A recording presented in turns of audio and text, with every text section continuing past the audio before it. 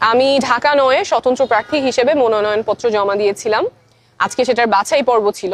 বাছাই পর্বে আমার মনোনয়নপত্র গৃহীত হয়নি। আমরা সেই সিদ্ধান্ত আপিল করব। আপিলের প্রক্রিয়া আমরা ইতিমধ্যেই শুরু করে দিয়েছি। গ্রহণ না করার পেছনে নির্বাচন কমিশন যে কারণ দেখিয়েছে, আপনারা জানেন যে স্বতন্ত্র প্রার্থীর ক্ষেত্রে ১% ভোটারের স্বাক্ষর দিতে হয়।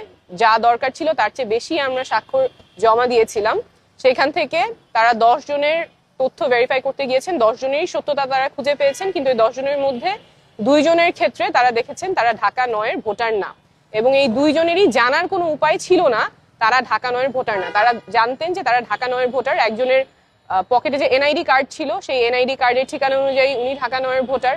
আরেকজনের বাসা খিলগাঁয়ে যেহেতু ঢাকা ৯ এবং ১১ দুইটাই আসন আছে, উনি জানতেন উনি ঢাকা ৯-এর ভোটার, সেই বিশ্বাসে উনি স্বাক্ষর করেছেন, কিন্তু নির্বাচন কমিশনের তথ্য অনুযায়ী উনি ঢাকা ১১-র ভোটার।